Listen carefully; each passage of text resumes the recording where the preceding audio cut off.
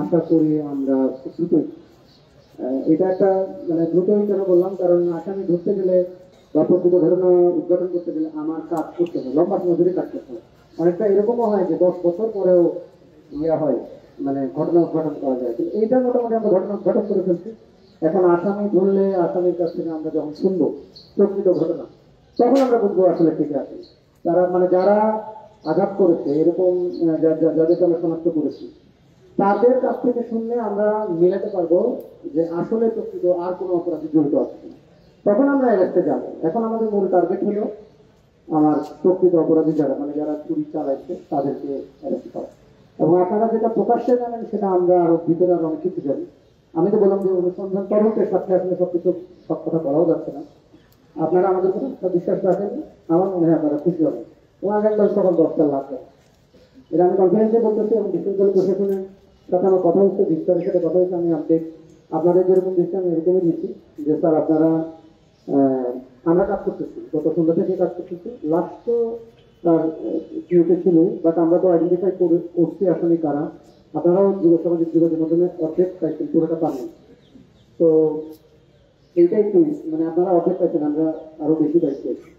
তো আশা করে সমস্যা সমাধান হবে। আর এবারে যে প্রশ্নটা আসছে যে এবার কেন 5 ঘন্টা কেন বসেছিল, আমি তো বললাম আপনারা অর্ধেক পাইছেন, আমি পুরোটা পাইছি, যে কারণে আমরা একটু বসলো যাতে কোনো দ্বিধাদ্বন্দ্বের সৃষ্টি না হয়।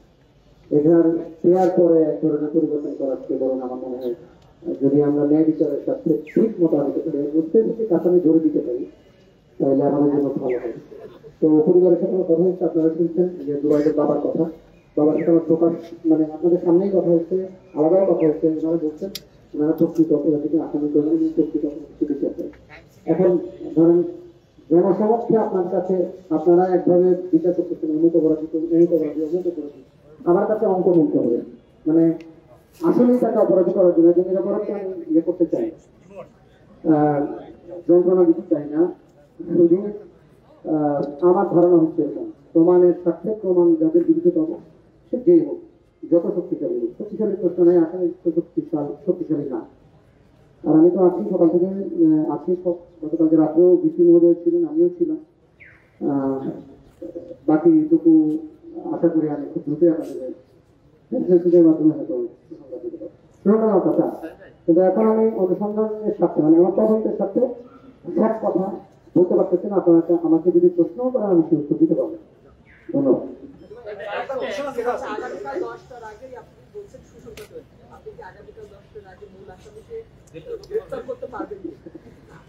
সুসংবাদ দিতে পারবো।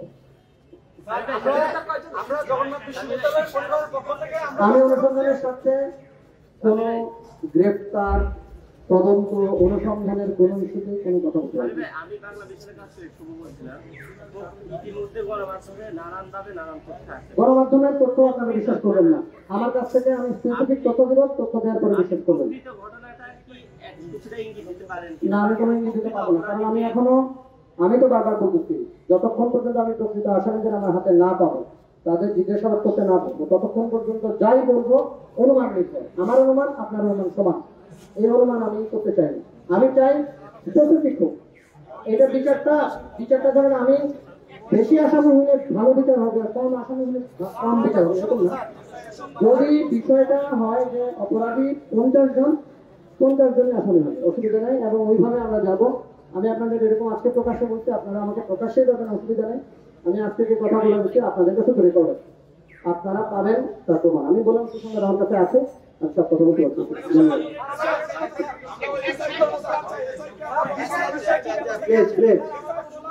আমি বলি যারা প্রথম স্পটে গেছি বলে আমরা যা দেখছি আমার সুবিধা শুনতে হবে। আমরা যখন খবর পেলাম 5টা বাজে ও আক্রান্ত হয়ে ওখানে লাশটা পড়ে আছে, এই তথ্যের ভিত্তিতে আমরা গেলাম, গিয়ে দেখলাম 5টা থেকে রাত 10টা পর্যন্ত ওর লাশটা সিঁড়িতে পড়ে আছে। আমাদের জগন্নাথ বিশ্ববিদ্যালয়ের সকল শিক্ষার্থীর প্রশ্ন, 5টা থেকে 10টা পর্যন্ত ওর লাশটা সিঁড়িতে পড়ে থাকবে কেন? দ্বিতীয় প্রশ্ন, আমরা যখন 3 তলায় উঠলাম, 3 তলায় ওঠার পর জগন্নাথ বিশ্ববিদ্যালয়ের ছাত্র দলের একদম প্রথম সারির 5 জন এবং আমরা 3-4 জন ছিলাম। আমরা যখন গিয়ে দেখলাম কয়েকজন পুলিশ এখানে উপস্থিত ছিল, ওই পরিবারের সদস্য উপস্থিত ছিল।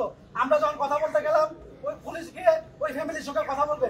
আমরা যখন এটার সঙ্গে ইনভলভ হতে গেলাম, ওই পুলিশরা আমাদের সঙ্গে বাজে আচরণ করেছে।